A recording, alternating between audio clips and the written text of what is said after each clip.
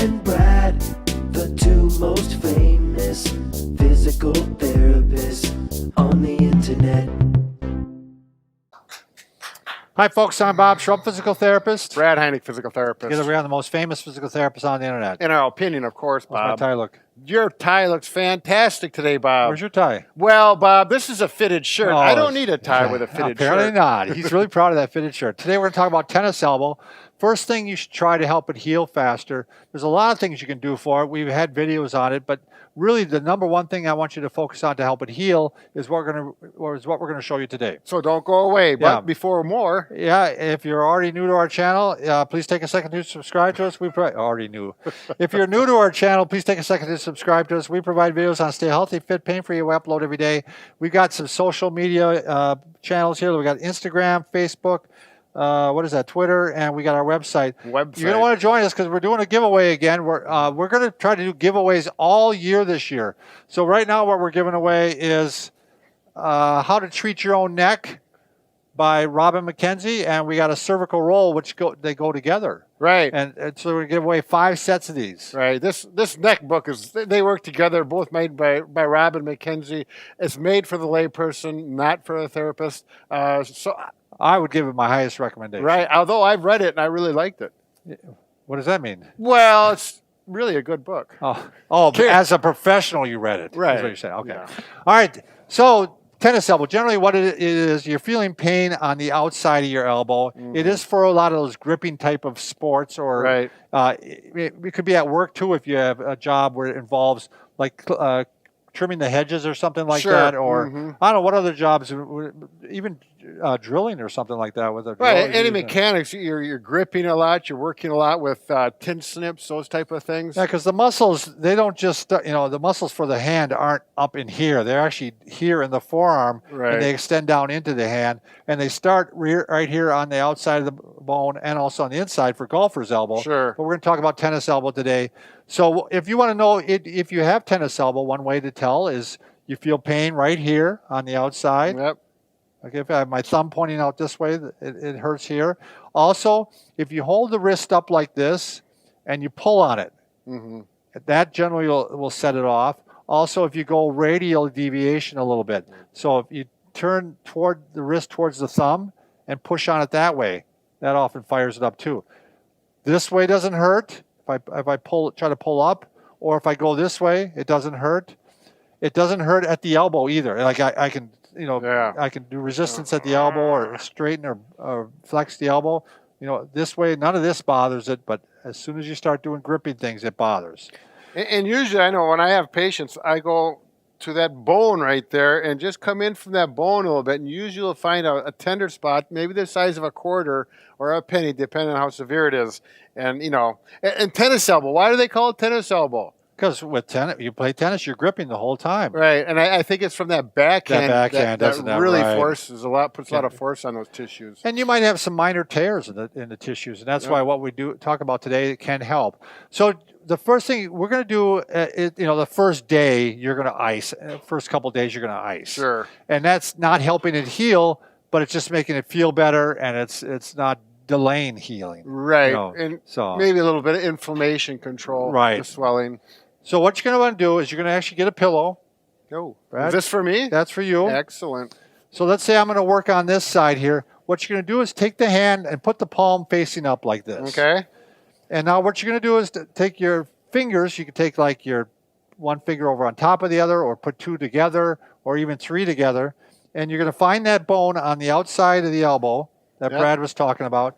And you must start moving towards the hand a little bit, and you should find a tender spot. Mm-hmm.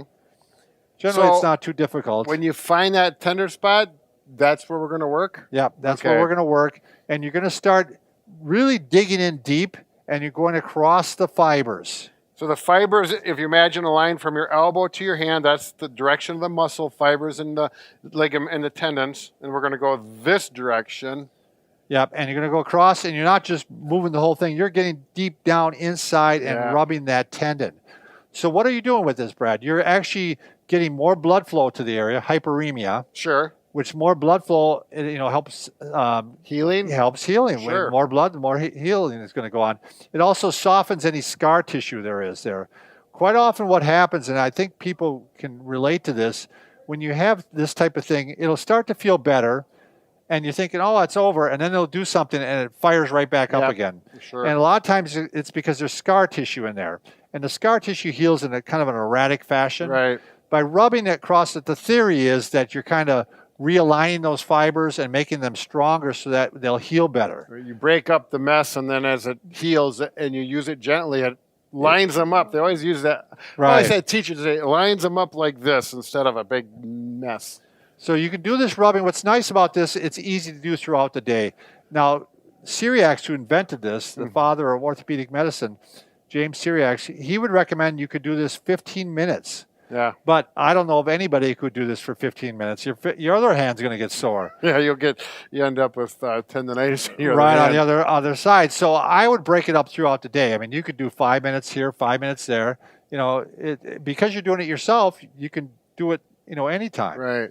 There's one warning, and when I work with my patients on this, I'll have them do it, and I'll say, actually look at a clock and see how, so you can see seconds, if it's a digital or analog, whatever. And after 30 seconds, because it's going to be a little painful when you start, when you're on that sore spot. Yeah. And after 30 seconds, if that starts to feel better or kind of a numbish feeling, that's a green light. Keep working it until your fingers get tired, the ones that are doing the massage. If it's really, I just had this with a girl with tendonitis in her knee.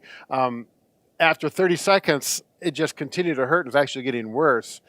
And that means it needed more time to heal. It's not rest. ready. At that point, then you do. I'm so glad you mentioned this, Brett, because I had forgotten. But yeah, at that point, you definitely want to use ice then again. Yeah. I mean, there's a time where you'll tell. It's like, I've seen it a couple hundred times where people say, no, it's feeling better, or it feels numb, or I don't feel it as much. Or when I'm doing it, even I'll even start pushing harder, and they're like, because they can tolerate it.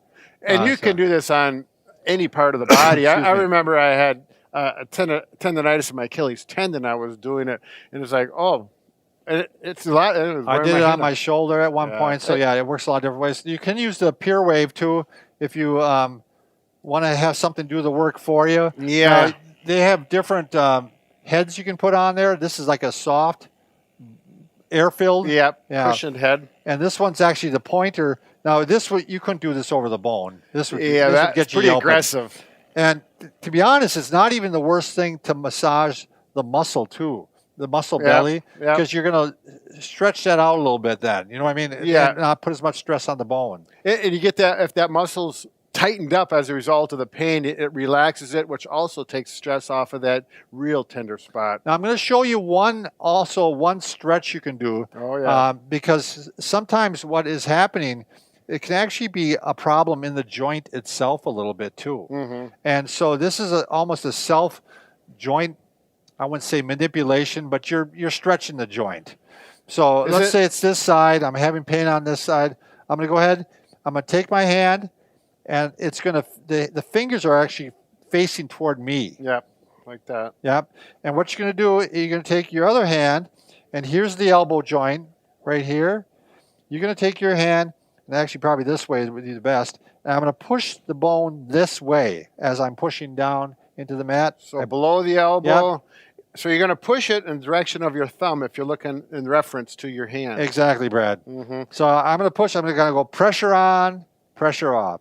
Pressure on, pressure off. And should this hurt or feel good? It shouldn't hurt too bad. If it hurts a lot, you probably shouldn't do it. Right. It should be okay. You know what I mean? And is this is one of those techniques where after you're done, it should feel better. Right. If it doesn't, if it hurts, if any sharp pain while you're doing it, or first it's not ready for that. If it hurts during it or after it, you probably shouldn't be doing it, especially after. If it hurts during it a little bit, but afterwards, like, well, it feels better. Yep. There you got the green light again. Right. So approach one with caution initially and see how it responds. All right. Remember, Brad and I can fix just about anything in our mind, except that broken heart, Bob. But fear not. We will continue and relentlessly press forward, won't we? Say no more. All right. Say no more. Thanks for watching.